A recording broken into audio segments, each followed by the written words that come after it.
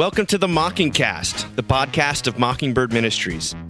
I'm David Zoll, your host, and in a few moments, I'll be joined by my co-hosts, Sarah Condon and RJ Heyman. We come to you every other week to discuss a few of the places where we currently see grace and its absence playing out in unexpected and compelling ways. We're glad to have you with us. Praise the Lord. Praise the Lord. God. December, somehow December has come upon us, and we're here. I want to apologize to our audience for skipping another episode. It was totally on me. I was traveling for book-related things and just did not get ahead of it in time. So thank you for your patience. I know it's been a little bit touch and go schedule-wise this fall, but so. It definitely wasn't all Dave. He keeps apologizing, which is like so your energy. I'm happy but to like, let Dave take the fall on this one. okay. I mean, like, absolutely. Also, it was Thanksgiving, which is a national holiday. Did you do that too? If you did, you're in big trouble if Thanksgiving is your fault. I'm going to tell you that right now, okay? Yeah, well, RJ, you're usually to blame for everything. What's going on? I don't know. We're back. It's Advent. You know, we're charging towards Christmas. Had a nice Thanksgiving. I was out of town for Thanksgiving. Went up to Northern Virginia to see my brother and his family, and Jonathan Adams, a lovely Mockingbird affiliated friend, and his family. So it was a nice Thanksgiving, and then came back and just kind of re-entry shock with emails to answer and money to raise and all that sort of stuff. But we're doing good. We're doing good. It's cooling off a little bit. It's only like in the low 80s here now in Florida. So the winter is upon us. Good but Lord. We're doing well. How are you all doing? Sarah, what's happening with you? How's the last couple weeks been? Oh, it's been good.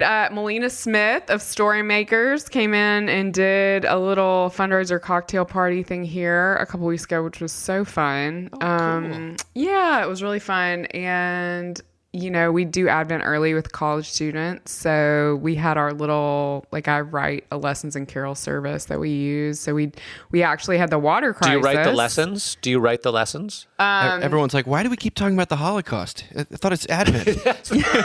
What are we talking about? Like, Sarah's in charge. Sarah's in charge. Yeah, so with the water crisis, we couldn't do it at our space because the church campus closed. So we pivoted and did it.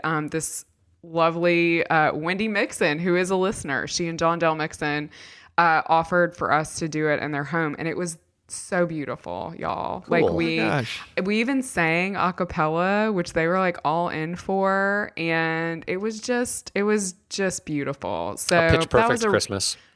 I know. It was a really nice... I can tell that their parents invested some money in musical training, Wow. even for the engineering majors. So it was really beautiful. And then today I am taking one massive deep breath after another because I'm decorating for Christmas. And I know we all like to use the word triggering, but I was literally staring at the Christmas tree when my sister-in-law called to tell me my parents had died in a car accident. So Christmas decorations are like a landmine for me. So today I've just been trying to kind of slowly find my way into that. Is anything up yet? What's up yet? What's up on the... Well, the thing I did do this year, I kind of suffered with the same tree last year because we don't have a real tree. I don't have time for that. And so we I know there's judgment, but judge me all you want. I don't. I'll remain silent. We bought another fake tree because, the environment's on fire anyway. But this year it's, my husband is a saint. I didn't even ask him. It's rose gold metallic. Oh my gosh. And that has really helped. So yeah, I'll send y'all a picture, but that's been, just trying to make my way through Christmas stuff.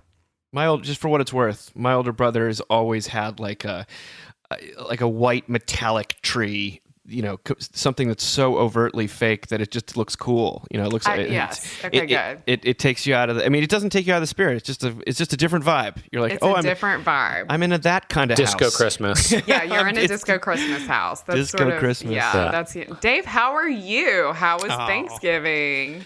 Well, How's we decided to push going. You've been just everywhere.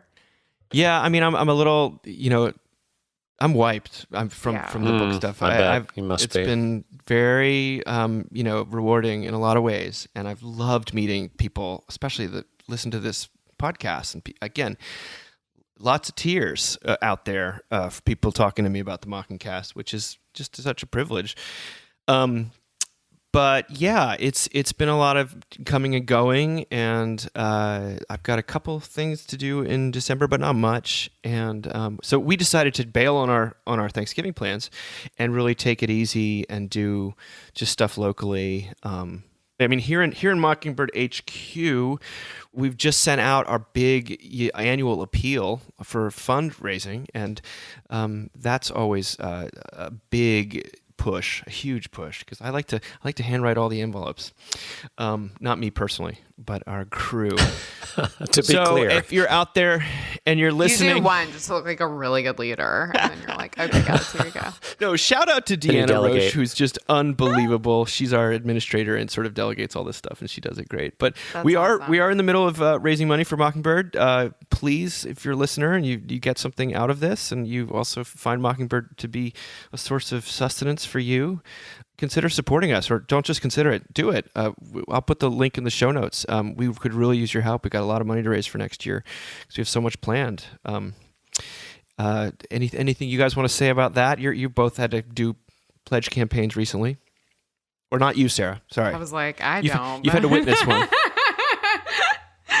I mean, give I to meet things you people- care about. Yeah, I meet Yeah, people all the yeah. time who are impacted by this podcast, and I'm really grateful for that because I do. I mean, I say this a lot, but I do feel like I'm just talking to two friends.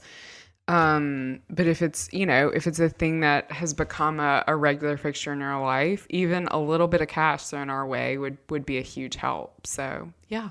If you sign up to Give Monthly, you do get a subscription to the magazine. We're going to talk about the magazine a little bit today. Nice. Our most recent issue about sleep, which is incredible, but that's just an incentive. I think Aaron Zimmerman for Giving Tuesday. I mean, it's such a dodgy proposition, Giving Tuesday, from where I'm standing. It just feels kind of cynical or contrived, shall we say? But everyone in nonprofit world sort of feels corralled into it, like if you don't, then people will think you don't need money, and everyone in nonprofit world always needs money. And so, but Aaron Zimmerman decided to, and Todd Brewer decided to put together a video that sort of was spoofing the Sarah McLachlan, give to the dogs sort of thing. Is like there's thousands of guilty sinners out there in need of a good word, hearing terrible news all day long. It's very funny, and it's on our social media. I think people should check it out. Aaron promised people that they'd get a signed picture of me if they gave $100, and that I'd put a heart on the eye, which is not going to happen. But Oh well. well, maybe. Okay, if people really want that. What giving level do people I mean, have to I be saw at it to get and the I was hard like, he eye? better do Yes, that. So- absolutely. Aaron did not Yeah. consult me when he did that. Well, looks like you've got a I lot just of work ahead watched of you, friend. Pepsi Where's My Jet, so it can't be Mocking Cast Where's My Eye with a heart dot on it. Have you guys watched that Netflix documentary yeah, Pepsi about Where's My Jet? Yeah, you gotta be careful about what you advertise. You want to be true. Pepsi promised to give away a fighter jet in the 80s, right? Or in the Yes. 90s?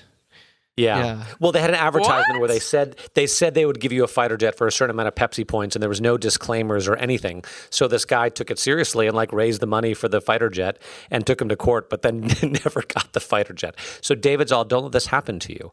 You my now gosh. need to do the heart dots. I'm just kidding. You can do whatever. All you right. want. Well, ladies and gentlemen, again, thank you for your support. Good job. Please went support us well. if you've went you may not get a fighter jet, you may not even get a picture of me, but you will get tons of amazing free content that continues to flow so generously, all about the grace of God.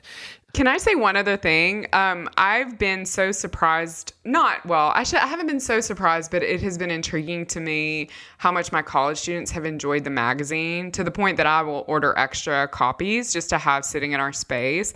So if you're someone who already gets the magazine and you have kids that are in college, young adult kids, you could share your subscription with them. Like if you give now and you want another, I mean, that's just a thought, but Absolutely. I'm surprised by how many people in my life who maybe struggle with their relationship with church, don't attend church at all, are faithful members of a church. Like, it's crazy how the broad the appeal is of the magazine. So, yeah. Well, that's great. I mean, and we're doing a lot of other things too. So, that would support Same Old Song and the amazing work on our website and the conferences we've got one in Winter Park at the end of January. And then we've been, so the theme for the New York conference next year, guys, at the end of April. Last year, the theme was one word, hope. This year, it's going to be help. So that's the theme. Esau McCauley's going to come speak, and Nice. John O'Linebaugh and Elena Deabala from Craigslist Confessional. Anyway, that appeal over, but there's a link in the show notes to give, and we're grateful for all that are already giving, and so thank you. So the question for you guys as we dive into this is, what's your relationship with sleep like? We're going to talk about the sleep issue. How do you sleep these days?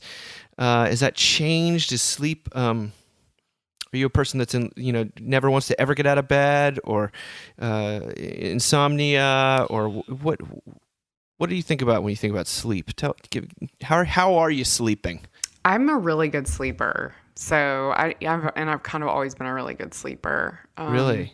Are you in a house full of good sleepers? Yeah, everyone's a pretty good sleeper. I mean, even when mom and dad died and everyone was like, oh, you're going to have to go on something. I was like, I can take like 1.5 grams of melatonin. And I'm like, okay, I'm fine. Like, I mean, I'm about to hit, like, we know menopause is coming. I just turned 40. So like, I don't know how long this streak will last, let's be honest, because I hear horror stories. But yeah, I mean, I don't know. Sleep's not your issue. I mean, that's like that's not my issue. I feel like it's RJ's issue. Is it, RJ? Are you a good sleeper? Yeah, I would say I'm tired a lot of the time. I'm not up a lot in the middle of the night. Sometimes I am. I'll wake up and be up for half an hour, 45 minutes. Your fears, your anxieties can get to you a little bit in the middle of the night. But historically, I've been a good sleeper. I'm still a pretty good sleeper, but not as good as I used to be. I will say that. Interesting. And of course, if you've got small children, you know that the only time you get alone with your spouse is once the kids have gone to bed. Yeah. Well, the fact that the two of you, when you are tired, can sleep. I mean, that's I'm in that boat too. Actually, so of the 40-somethings in America, lots of people can't sleep. That's what I'm told. It's a huge issue, and They're just not Christian enough, I guess. Not sanctified enough. Yeah, that's the answer. You got to rest in the Lord. I don't know what to say. I'm a napper at this point in my life. I like to have like a 20, 30-minute power nap, and then I can keep going. Yes. I visited my brother and sister-in-law in New Orleans, I guess it was about a month ago, and my brother and I went to Oktoberfest. I mean, we took everybody, but really we were like, we're going to get a beer. We each got an 8-ounce beer. I mean, like smallest beer they had, and then like we're both asleep on the couch for 3 hours. You know what I mean? Right, I mean, there's nothing. I equate that with utter relaxation is the ability to sort of drift off while watching. I mean, Sarah, you talked about it in terms of watching baseball, but I mean, I can watch anything. I'll sit there with my kids and I'll just sort of half watch it, and then it's kind of almost like a cliche of the dad who falls asleep during whatever his kids are watching. But that's me, and I think that's a really lovely. So anyway, well, CJ writes this in his opener to the magazine, and it's such a good opener. He says this. He says, I'd never sign up for it, but I can't say I'm not tempted to. In the ad, famed neuroscientist Matthew Walker vows to, quote, reclaim our right to a full night of sleep. I'm referring to the Sleep Masterclass. I guess sleep is now so complicated we need an expert to teach us how. If I seem sarcastic, it's not because I find sleeping easy. I just don't see it as something to master. It seems more like something that masters.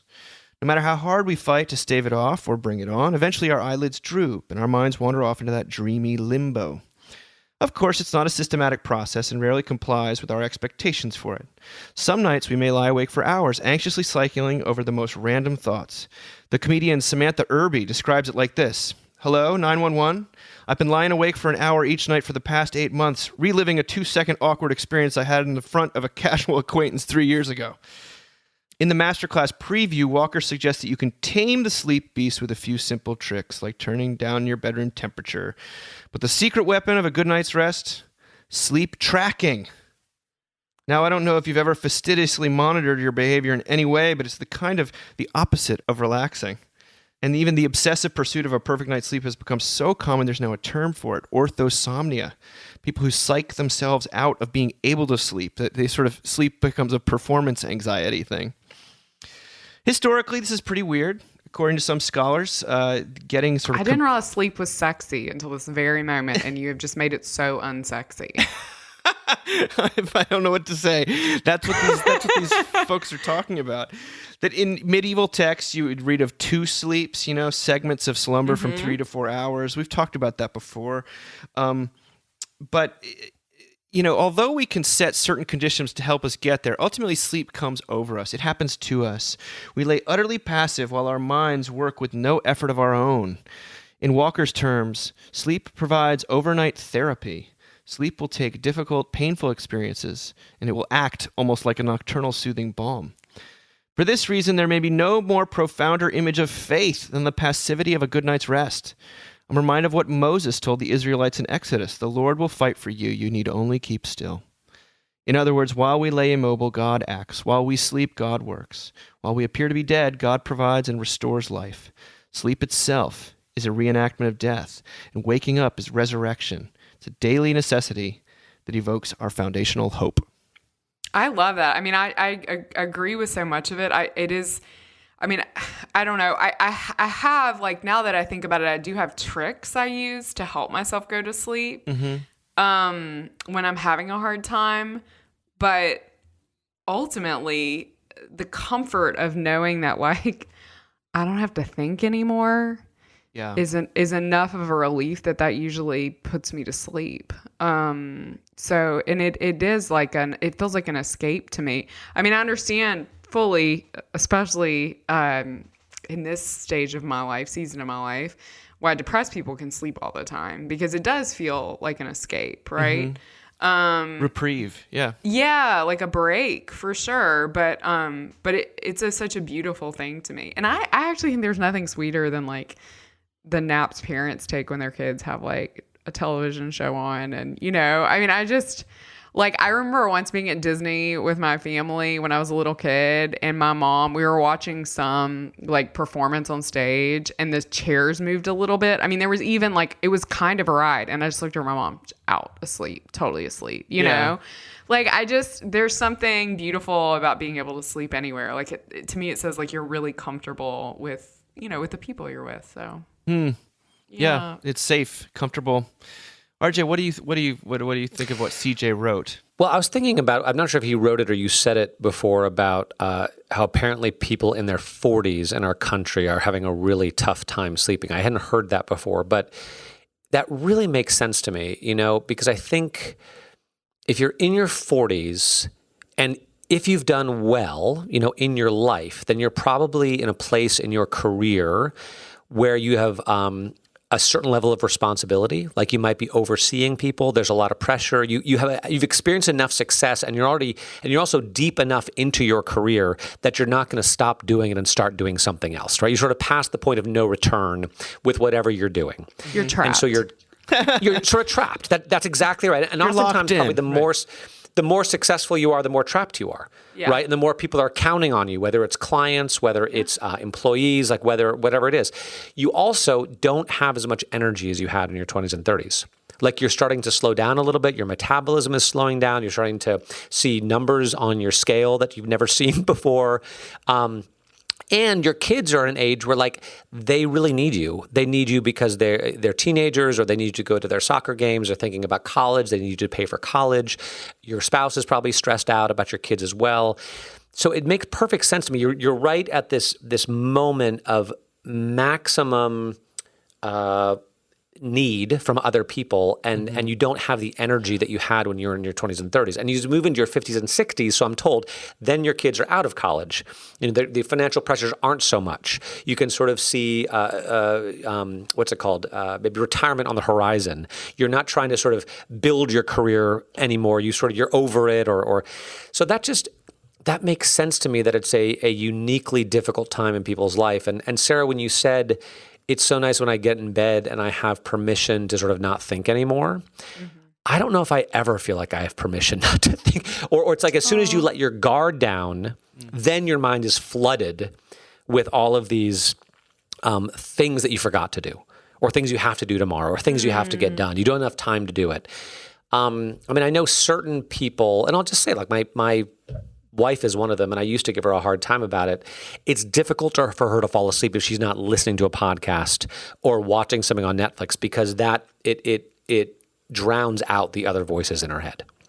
And I think I used to say, hey, that's really, just so you know. I mean, well, I used to say that's really unhealthy. Like, that's unhealthy for you to do, Jay. But then she talked to her therapist. And the therapist was like, that's fine to do. Whatever you need to do to get to sleep. To go to sleep. But yeah, the hamster wheel seems never to stop, because it's never done. It's never Which done. is the relief of death, right? And I think that for me, maybe that relationship that CJ alludes to is like so important, because, you know, in death, I mean, I think this all the time, and I have for a long time. Like, when I'm really overwhelmed, I'll think, well, someday I'll be dead and I won't have to deal with this. You know, right. I mean, there's like a rest to me there, and that's not a suicidal ideation at all. It's just facts. Yeah. In fact, there's another article we're going to get to at the very end, but Todd Brewer talks about how when St. Paul talks about death of believers, he almost always talks about those who are asleep. Mm-hmm. Yes. When he talks about Jesus dying, he talks about perishing. He talks about like actual physical ceasing to, death. But when he talks about other people who've died who are sort of in Christ, he talks about them as having fallen asleep. And then you have Jesus himself being like, she's not dead, she's just asleep, and there's this link between the two that is really interesting, and you don't think about it, because when we said we wanted to do an article, a whole issue on sleep, there were some voices that said that doesn't seem like a very central theme. Like, why don't you just did success and failure. Sleep seems tangential to human experience. And you're like, well, a third of your life is spent asleep.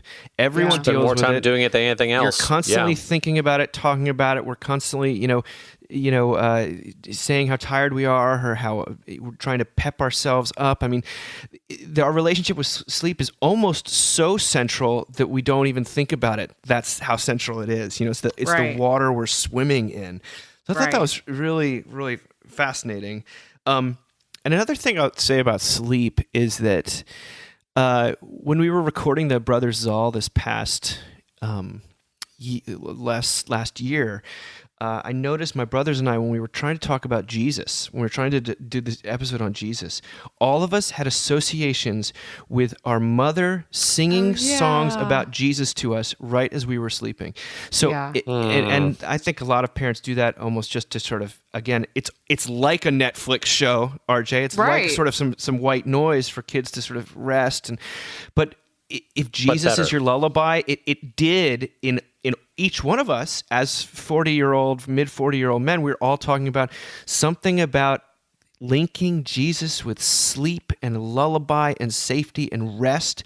It unhooked Christ from, or at least it gave a different picture of Jesus as opposed to sort of the taskmaster who's after you to improve yourself all the time. Like, we always thought, no, Jesus is like who welcomes us into sleep every night. I thought that was, people so really resonated sweet. That with us. Do you guys, I used to sing to my kids. It was so funny. I tried to do the same thing. One of my boys loved it. And like my other boys who were generally love church and everything, they hated me singing to them at night. So I was like, all right, that's not happening. We're just gonna let's read to you or something like that. But any other thoughts on that before we move on?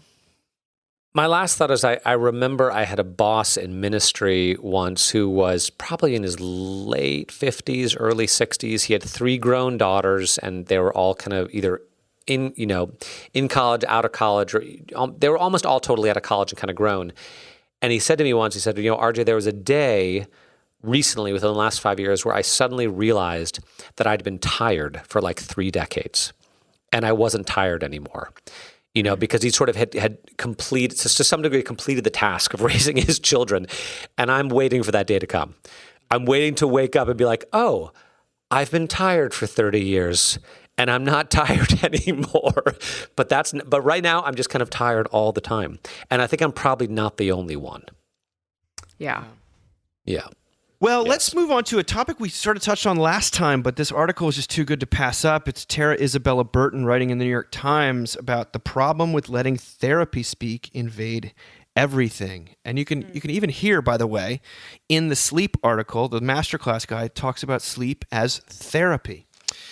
Now, here we are, three people who love therapy, going to talk about the perils of it again. She writes, before the midterms, some of us were suffering from election stress disorder. Others have left Twitter as an act of, quote, boundary setting. Our political lives have become saturated with the language and imagery of therapy. Our personal lives, too, the language of trauma and attachment styles has become a common way to understand ourselves and our relationships. The exhortation to take care of ourselves and to protect our mental being at any cost has become a mantra for a newly dominant ideology. But it's not just that. It's that according to this newly prevalent gospel of self-actualization, the pursuit of private happiness has increasingly become culturally celebrated as the ultimate goal. The authentic self, to use a common buzzword, is characterized by personal desires and individual longings. Feelings have become the authoritative guide to what we ought to do at the expense of our communal obligations. It's easy to be cynical about the proliferation of therapy culture and the attendant self-focus it promotes. But I believe the growing popularity of therapy discourse is less about generational or cultural selfishness than it is about a cultural hunger. The shared need for a framework to talk about the questions foundational to our existence as human beings, and a shared sense that the good life relies on more than just our material circumstances. Historically, the project of making sense of our lives was dominated by religion. Our churches, synagogues, and mosques offered answers to life's most wrenching questions. But religious institutions don't have the cachet or public trust that they once did. And for some, the language and worldview of therapy fills that gap. One expert said that therapy helps us find meaning in the chaos of our lives. It helps explain why things are not working and how we may attain salvation. From that perspective, the apparent solipsism of therapy culture may also be its greatest asset. After all, if you don't trust the society around you, your own feelings and perceptions start to look far more reliable than those of anyone else. Yet it is precisely the rejection of our communal lives that makes therapy culture such an imperfect substitute. The idea that we are authentic only insofar as we cut ourselves off from one another, and that the truest or most fundamental parts of our humanity can be found in our desires and not our obligations, risks cutting us off from the most important truths about being human, which is that we are social animals. And while the call to cut off the toxic or to pursue the mantra to live your best life, for you are enough, may well serve some of us in individual cases, the normalization of narratives of personal liberation threaten to further weaken our already frayed social bonds. What do you think? We're back at it with the therapization. My cards on the table is I tend to be more positive about therapy than this article alludes to. And yet I also do see it serving this sort of almost metaphysical purpose where we're dying for a language or a vocabulary to talk about meaning and goodness and beauty and happiness, and we don't have it. So we've sort of punted to this. Because a lot of actual therapists will look at some of that language and say it gets a little dicey, right? I mean, when everything becomes a trauma or when everything becomes pathologized, then nothing is, right? I don't know. What are you guys thinking? Yeah, I mean, I'm a little. I mean, you sent us the articles, which I'm very grateful for, but I do want to be really clear. Like, we're pro therapy. Yes. Because I don't want us to have this conversation and people be like, oh, but we're also really pro community. Yes. And hopefully that's a community of faith. But I think community is the thing that real community, in-person community, not community on the internet, is crucial. It's crucial. I mean, it's why babies in orphanages that don't have enough adults to hold them die. Like, we're not better than the babies. Do you know what I mean? Like, I think there's this thought that at some point we transition, especially now, we think at some point we transition out of needing other people. And I don't just mean like we need them to do things for us, but I mean like needing the physical presence of other people. I mean, when I'm at church, I often think, especially when I'm at church, at my husband's church, where we have people of multiple ages, I know the elderly men in the pews and the elderly women in the pews, but I'm thinking particularly of one gentleman right now who lost his wife last year and who, I don't know if anyone hugs this guy. And so like when he tries to hug me, I'm gonna hug him, like that is like an act of like, we're in this Christian community together. And like, I think, I know the physical touch and safe church, and I understand that gets into murky water, but we're so quick to negate how important that is for us as like functioning adults. I mean, maybe we talked about this the last therapeutic thing, but I recently had a mental health professional say to me that hospitalizations of people like 6 to 12 or something, like ER hospitalization. So suicide attempt would be where that's headed, or just totally out of control. Those are up 800% in ERs. Like that's staggering. So I begin to wonder, is it less a conversation about therapy and like that therapy is taking the place of this? Because honestly, therapy may not be that accessible for everyone, or is the bigger problem we're just not around each other as like bodies and people and emotions and whatever. I don't know. Yeah, I mean, there's one way to look at this and sort of want to correct everyone and say just like you also need this or that or the other.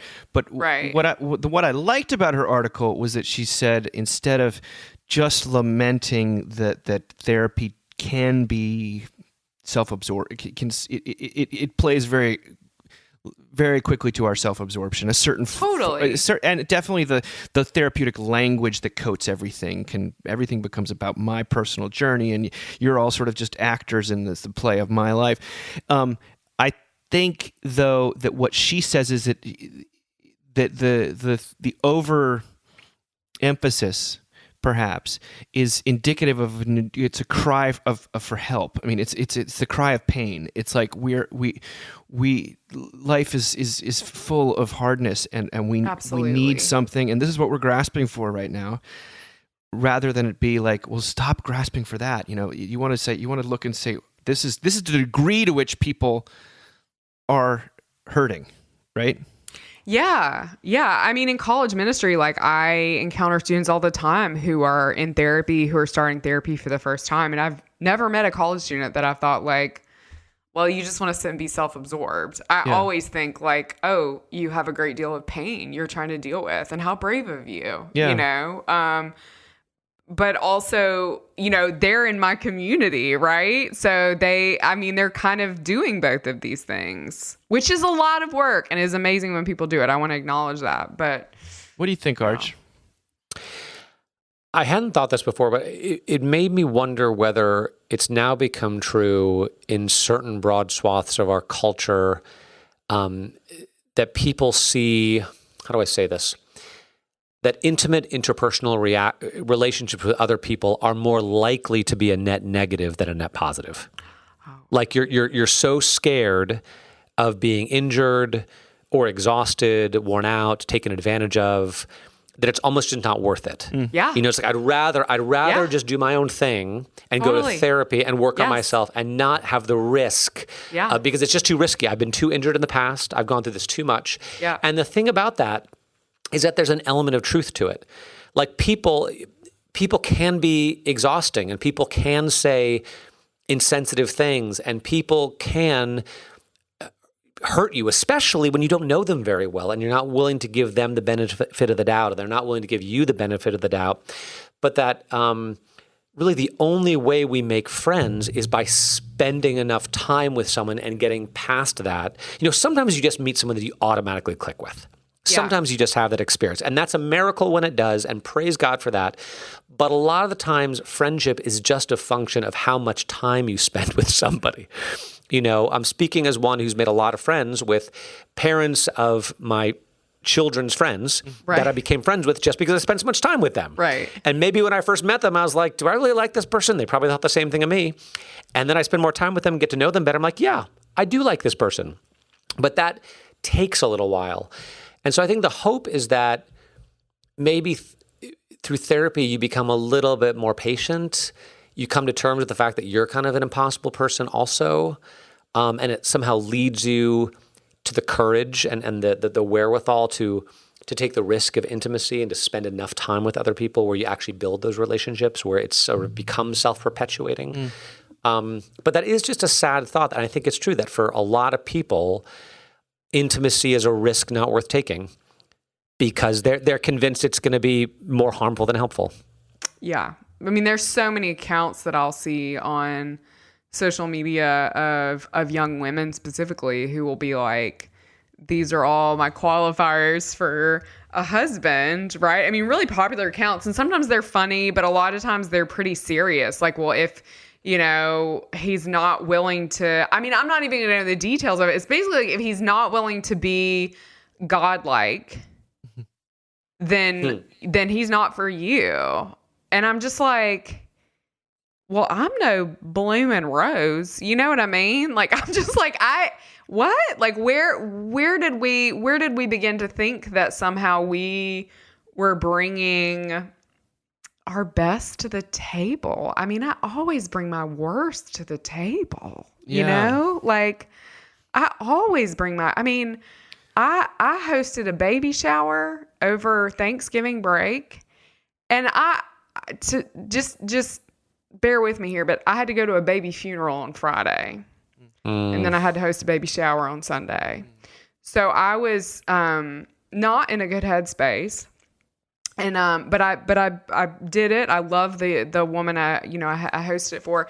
But one of her friends was helping me, not a woman I knew well. I should not have said this to her. And she said to me, "Oh, you did such a good job. Thank you for doing so much," which I hadn't. And I said, "Oh, I'm just a broken person and I don't care very much." That came right out of my mouth at a baby shower in front of people. Like, I don't bring my best. And RJ, I think the way that you talk about therapy here, like, it should actually bump into these parts of ourselves, right, that we have to work on. It shouldn't isolate us more. And I think if you're in therapy and you're feeling like it's isolating you more, I don't know. I think you probably need a new therapist. Yeah, like, that's my number one critique of this is that it's not consonant. It's not with my actual experience of therapy, which is to draw me out of myself. Is the fact is I'm too drawn into myself, and a good therapist. And I'm speaking as someone who had therapy 2 hours ago. Like that, I was able to get out of my head and start thinking about other people and all of these things, and I loved it. I think it's and it was profoundly helpful. Now, it is not church, and it is not I don't think that.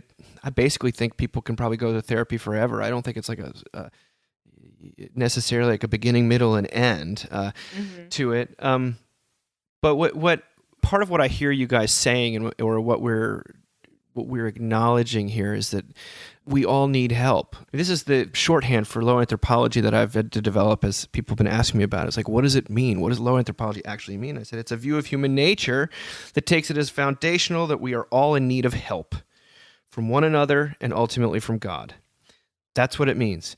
And no one says, "Oh, that's bad. I don't need help." Everyone says, "I do need help." But at the same time, they're all trying to completely help themselves and do everything they can to avoid ever having to ask or be in need of someone's help, But I want to say something. What Sarah said was really revealing, because I'm going to share something, and it sounds a little humble braggy, but just bear with me. I've had two people come to my office recently to tell me that I meant something to them, or that I did something good in their lives, and I was like, well, wait, slow down. Like, I didn't do much. It wasn't me. Sort of the same way that you did, Sarah. And the reality is, like, we need help, but oftentimes God mediates that help through other people, even when we don't feel like we're doing it. Other people. I say this to our audience, other people need you to show up, even when you don't feel like even when you're not at your best and you feel like you have nothing to offer, because God in His grace does actually end up mediating His love through you, even when you're not feeling it, even when you have no participation in it or no awareness of it. And so I go back to what, Woody Allen said, that 90% of life is just showing up.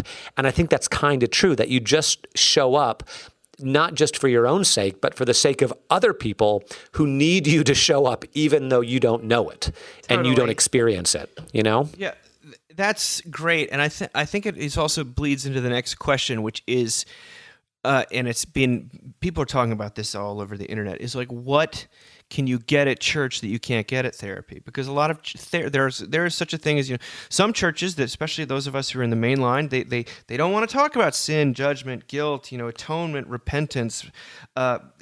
Advent. Crucifixion. Yeah, well, everyone seems to want to talk about Advent all of a sudden. Nope, Exactly. not the right Everyone- way. Not the right way. I keep hearing these things right that are way. like, I'm sorry, but I keep hearing these things that are like, oh, it's about when Jesus came and it's about when we'll fully know justice. I'm like, no, it is about when Jesus comes back again. Say it from the Second pulpit. coming. I don't care who gets scared. It's the second coming, y'all. That's what it's about. Well- and yes, justice is included in that, but okay, I'm done.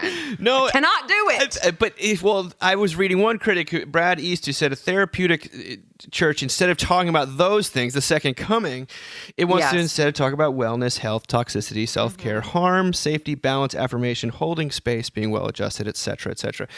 And again, sometimes, I think one of the things Mockingbird does well is we try to translate historical language into contemporary language, and sometimes that's perceived by usually people sort of on the right as being too loose, and people on the left just don't like whatever it is you're trying to translate sometimes. So it's a hard thing to get right, and yet I want to affirm the need and desire to translate things into contemporary language. And if the contemporary language that people speak is a therapeutic language, then by all means, we need to at least engage on that level. But what this guy, Brad East, asks, which I want to hear from the two of you about, is he says, the question is whether the work of therapy is synonymous with the work of the gospel, whether the task of the counselor is one and the same as that of the pastor. His answer is, it is not. And I don't think either of you who are ordained would say it is, but you can see why some people would think it kind of is. Discipleship and the self-realization are somehow conflated, or I don't know. What talk to me. What's the difference between the work of therapy and the work of the gospel, you two? Well, the work of the gospel is that it's true no matter whether you ever get self-actualized or not. Jesus is coming back. You are saved. Your hope is secure. We know the end of the story. There's nothing you can do about it, and it doesn't matter how you feel about it. Yeah. Now, if you can, in the moments where you actually believe that and internalize that, you may actually experience something like peace or integration or honesty or whatever it might be, love, hope. But God's work in our lives does not depend on you experiencing any of those things. And, from sometimes Jesus also, God also, upsets our apple cart for our own good, melts us down, shapes us, molds us, brings suffering into our life. I think your brother posted a picture on Instagram where it was like a man standing on the edge of a cliff and there's a giant hand about to flick him off that said God. Then there's another hand about to catch him in the chasm and said, also God, or maybe it was the other way around. But the work of God in our life is untamable. And sometimes it looks like what a therapist can do for us, but sometimes it doesn't. But the end of the story is good. So, sorry, Sarah, what do you think? No, I love that. I love it too. Keep going. Yeah, it's so good. I mean, I'm very church and state about therapy. So only Jewish therapists. Period. Okay. I do not go to a Christian therapist. I do not. I just refuse. Even if you're like Christian, but you're like, oh, religion doesn't come into it. I'm like, no, it probably does. No, I'm not seeing you. That said, I have moments in therapy and I have a really great, she's a faithful Jew. Like my therapist, is religious in her own right, where I'm able to say, do I know this person? Like, you probably do. But this feels like a spiritual so jealous. moment, right? And for me, or this was like the Holy Spirit for me, and those two things may meet in that moment in a therapy session. But I'm the one that gets to name that. I think that's really important for me. And I think it's important to other people. I never send my college students to Christian therapists either. It's kind of my thing. Sorry, guys. I think what happens at church and what a pastor does is not even the same thing at all as to what a therapist does. I mean, a good pastor, a good priest, speaks the words of of forgiveness and consolation, and meets you in your suffering. And a therapist cannot offer words of forgiveness to you. Like, they can tell you things like, well, you need to forgive yourself, but it's just not, it's not the same thing at all for me. Yeah, it's funny. I was talking to my kids, because we went to a service recently that was a different tradition. And there was a lot of conversation, or there was a lot of like preaching and stuff that seemed to suggest sanctification by moral choices. And we got in the car, and I have, a very perceptive 11-year-old. And he was like, I am just trying to figure out, like, what, like, we know we make good choices. Like, we want to make good choices, but like, sometimes we don't. And like, I thought that God forgiveness anyway. And then I said, and this is why I will never write a parenting book. Well, we really believe that we get better and sanctification comes, like, we get holier when we suffer. And then my 8-year-old was like, I'm ready to get out of the car. Could you just let me off at the... Wrong family. But like, I think even that is like not a thing you're going to hear in a therapist's office. And yet, like, even as an 11-year-old, you need to hear, like, he needed like, whatever we want to call me in this situation, priest, mom, pastor, whatever. Like, he came to me and said, hey, but what does this mean for me? Yeah. Where is my relief?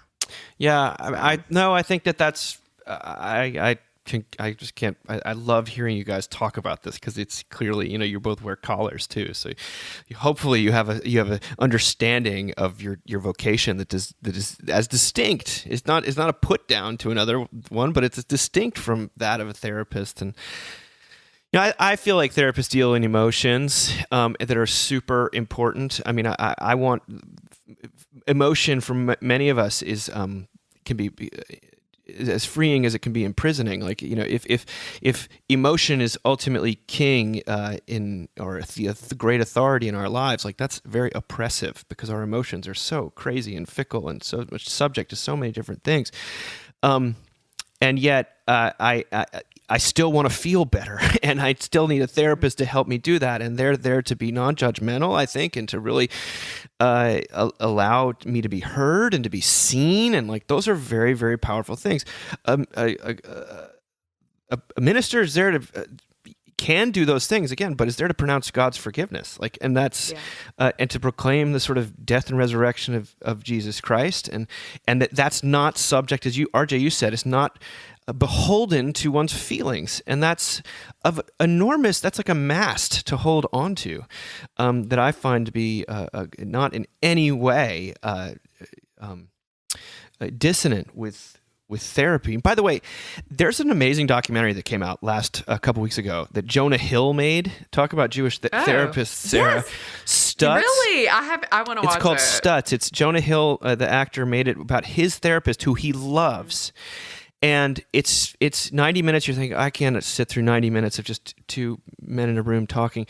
It's beautiful, and it's full of there's some God talk in there too that's really constructive. Yeah. I loved it, and I think people should watch it. I think it's a look into healing and grief, but also just growing up and the way people operate. And I found that to be tremendously helpful. And is it like ultimately about the forgiveness of sins? Not really. Therapist offices are usually devoid of moral categories. But we go through the world, and there's lots of moral things that happen to us, things that aren't right, and things that we do that we regret. And that I want to hear about how that can be dealt with. And that I think at church I can hear that proclaimed directly to me. It's the only place you can hear that. I mean, that's, at least in my mind. It says there's other talk, like if your church can exist, the other reason people go to church and not therapy is God. You want if your church can exist without God in the equation at all, I mean, I think that's if it's really just a therapeutic construct, I mean, that's why have a church? Why not just have a massive I mean, they're closing right and left that do that. So Exactly. Yeah, they're not going to exist much I longer. mean, it's you know. God is the real thing that we're finding here at church, I think. Yeah. So, RJ, what are you going to say? And you can't, and just, it's very obvious, you can't do church alone. It's not a solid, it's necessarily with other No. people. And I think sometimes people who are churchgoers and Christians can actually undervalue the power of a good church. Like how amazing it can be to sit with a bunch of people for an hour on a Sunday morning and experience something like hope and peace and joy and freedom, which is in such short supply in our culture. That's the thing I love most when people say about church is that it was fun, that they look forward to being there, that it was helpful, that it was helpful.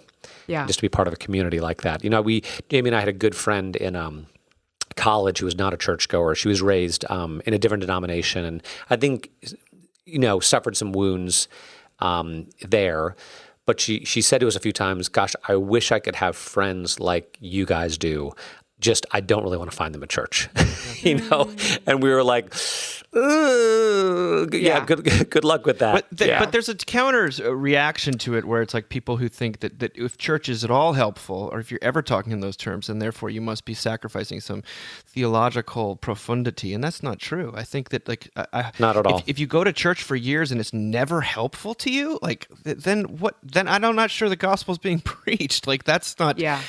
You can get this other sort of more doctrinal, dogmatic thing where it's like, we are not therapeutic, and God is not here. Doesn't care about no emotions. Doesn't care about your happiness. It's about forgiveness and reconciliation. And you want to say, well, I hope God cares a little bit about my happiness. Are you really going to tell me if it's not helping me in any respect to deal with my life? Yeah. Then God is love. Becomes a head, love is a that just choice, not becomes an a head emotion. trip. And you get into the realm of Yeah. just I've got, talk about church and state. You've just got your church life and then the rest of your life, and the twain shall meet. And I think that's what my father's always reacting very strongly to that push in sort of Christian circles, is to wall things off. But I want to talk about when we say, I mean, God bless people who church shop. That's all I can. Yeah. When you say that, I'm just like, oh my God, that's awful. Yeah, it's, and I do think it's just finding a great church. If you find one, hold on to it. It's pretty great. Yeah. Even if they hurt you, because they're gonna hurt you. You're gonna hurt them too, by the way. You're gonna. You're gonna tell them you're a broken person and you don't care. While throwing. Can't believe you said that. What was her reaction to that? Look, I'm in Mississippi, okay? This woman, this saint of the Lord, has made a wooden half, a moon, because the baby's name has something to do with that, and painted it because she saw it on Etsy. I mean, she was all in. So when I said that, she just looked at me and went, oh, like that. And I was like, okay, we tried. I'm so sorry. I just, but I mean, that is something that doesn't, that stuff coming out of my mouth in that way, I will say happens actually more often at church than anywhere else. It didn't surprise me that I had been at a beautiful Catholic funeral for this precious baby that we lost, and then turned and within 36 hours had blurted that out. There's something about being close to Jesus that means that I'm just gonna say it. And I don't mean I'm so close to Jesus. I just mean literally, physically, if I'm near his building or have been there recently, so yeah. Well, that's, and how could Jesus not be there at the burial of a baby? I mean, I know, y'all. What a thing. Well, if we think forgiveness is so central, this next article is unbelievable. This is from Jill Lepore writing in The New Yorker about the case against the Twitter apology. And we're not getting into Elon Musk, but we are talking about the art of, or lack thereof, of the apology, the public apology. She's very interested in answering the paradox of how can a culture that vehemently demands apologies from everyone be so ruthlessly unforgiving at the same time. The two, it seems, go hand in hand. That's what Todd Brewer wrote. But this is what Lepore says. She says, you can confess without apologizing, and you can apologize without confessing.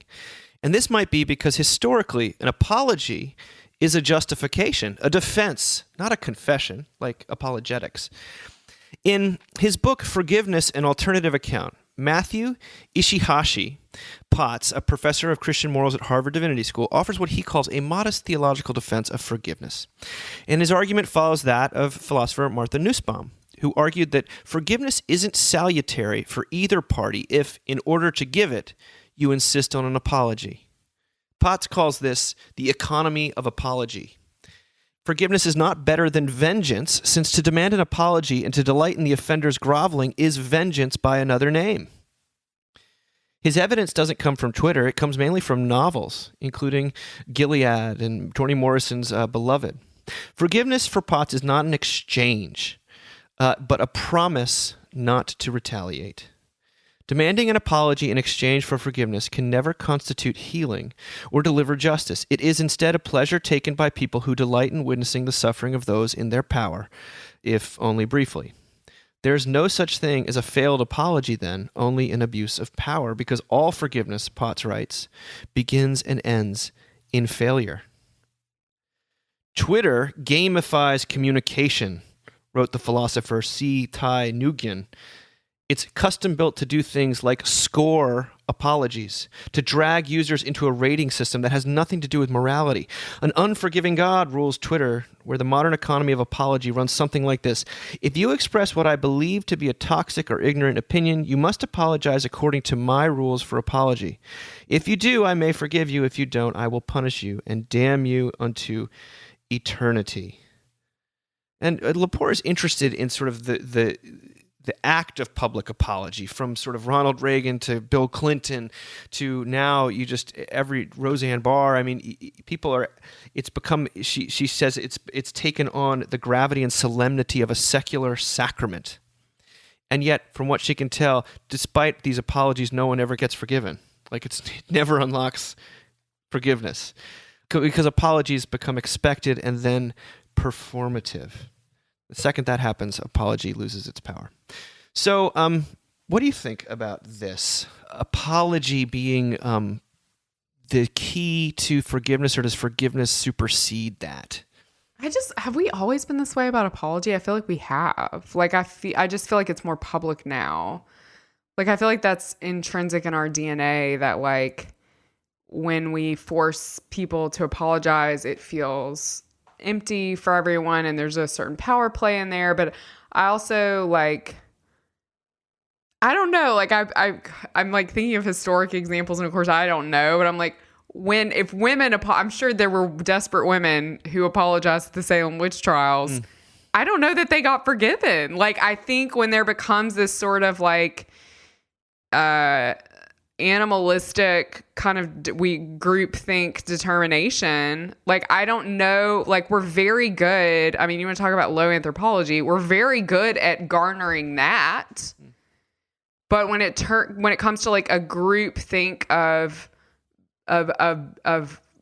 softness and beauty and acceptance of an apology, I'm just not sure, especially outside of Christian circles. And I know Christian circles are the worst. I know, I've gotten the emails, y'all. I know. But like, I'm not sure there's a place for that. I mean, certainly the people in Salem were Christian. So, I mean, but that's a fact. I mean, yes, we can certainly talk about Twitter, but it's like, are we even capable of that? And is it just now we know it because we are sort of able to condemn everyone more easily? It reminded me of something a friend said once. When Jamie and I first got married, we were living in California. There was another married couple we knew who were slightly older than us, and they were in ministry. And he's Ian and Mindy Noyce. I think he's a pastor in Santa Barbara now. But they said that they realized quickly in their marriage there was a big difference between saying "I'm sorry" and asking for forgiveness. That those are totally different things. And it made me wonder that if someone went on Twitter and they said something like, "I blew it.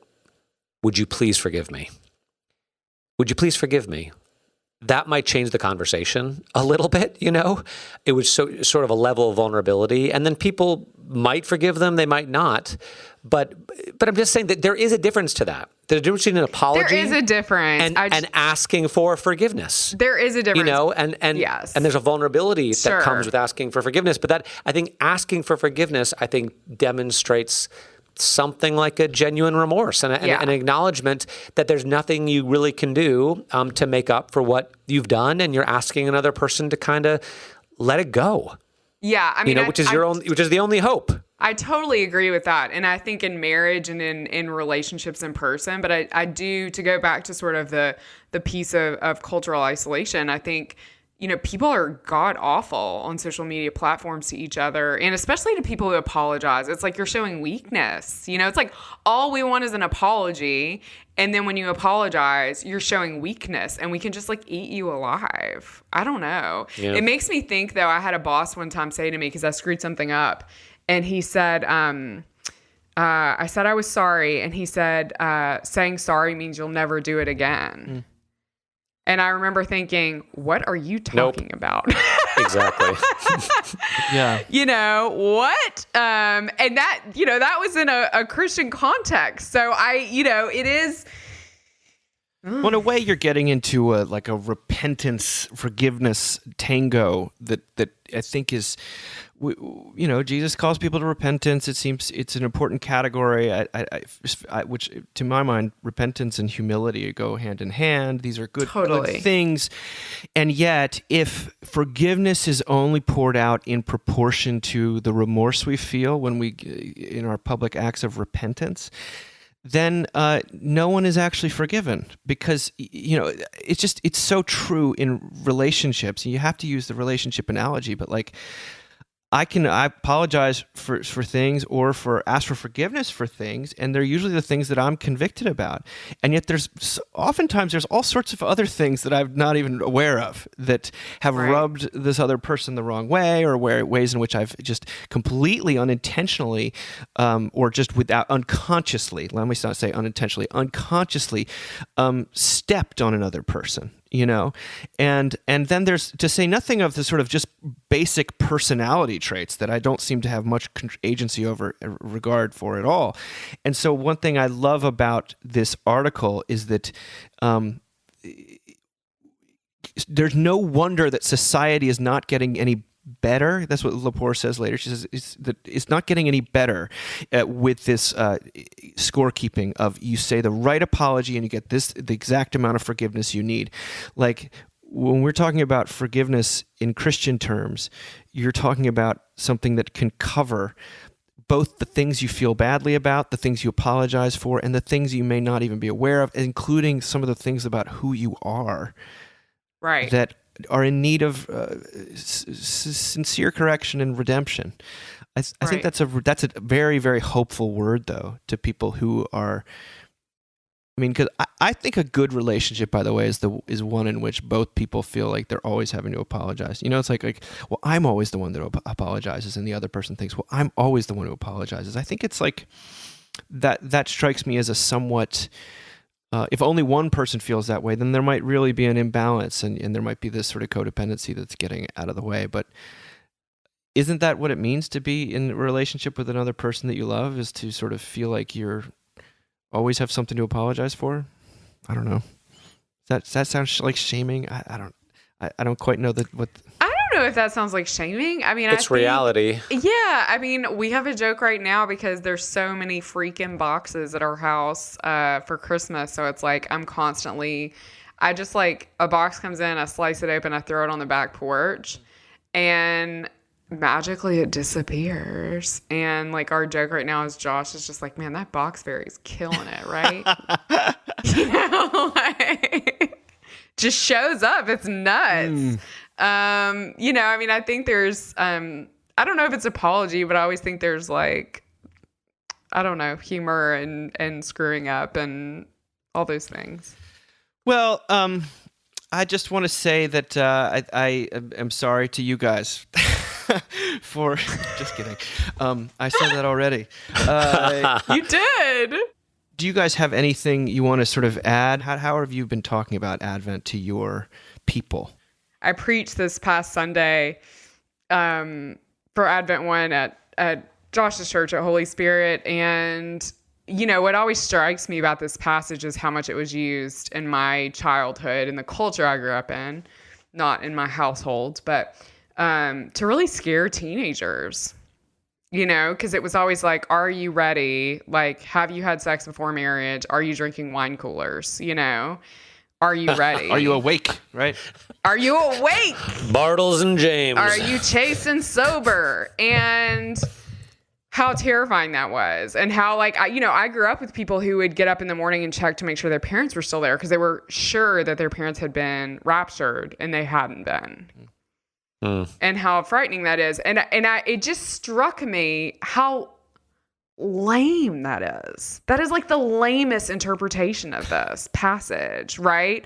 That somehow these would be the qualifiers. And, and that really the qualifier is just Jesus, right? Like we've been qualified, right? Because Jesus.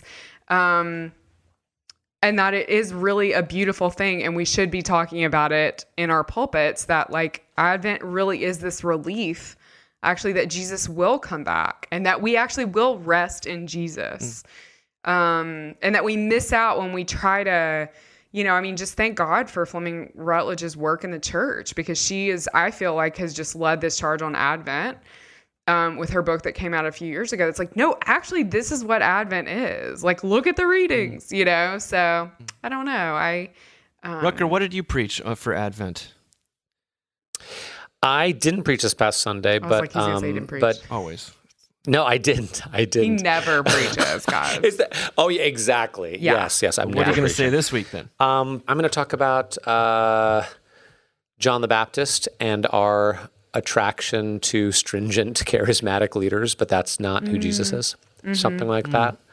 But no, the part of the Advent service that I always love every week when we're doing communion is the little proper preface that comes at the beginning of the service where it talks about how when Jesus comes again, we may, without shame or fear, rejoice to behold his appearing. And I think that's the message I want to get across. Jesus is coming back. Yeah. Hopefully sooner rather than later. Yeah. And you have nothing to be worried about. Mm-hmm. No shame, no fear. You can rejoice to behold his appearing.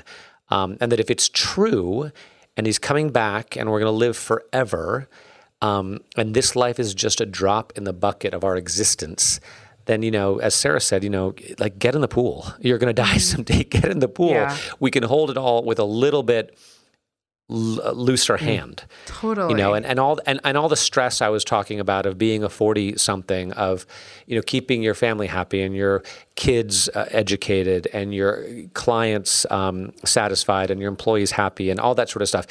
That can all it can fade a little bit into the background because it's not forever. It's very temporal, and you're very small, and you're small, but you're loved, and it's going to be okay.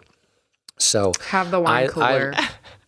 Get in the pool, have the wine cooler. Bartles and James, do they still even make those? Yes. Oh my gosh. Of course they make all wine been cooler. taken over by Those are such great White commercials. Claw. Didn't we have a whole episode about White Claw one time? You can still get a We Seabreeze did. wine cooler. Trust me. Okay. Well, Oh, very nice. Sarah's sipping one on right that now. note, you guys have a... She should be. What do you say? Do you say Happy Advent? Because it's such apocalyptic, Blessed have Advent. a blessed Advent, the two of you. I don't know. Yeah, and Sarah, you reference Fleming, but she would be aghast that you're putting up Christmas decorations, wouldn't she? Well, thankfully she's not a listener. We love you, Fleming. All right. Well, thank you, both of you, and we'll talk to you in a couple of weeks. And thank you, listeners. All right. Talk to you soon. In a couple of weeks. Thank you. Bye.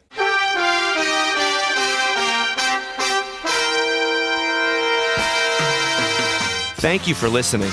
Remember, you can find us on the web at www.mbird.com.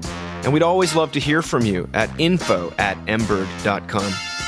Audio production for the Mockingcast is provided by TJ Hester. And if you like what you've heard, please drop over to iTunes and leave us a rating or review. Until next time. Lord.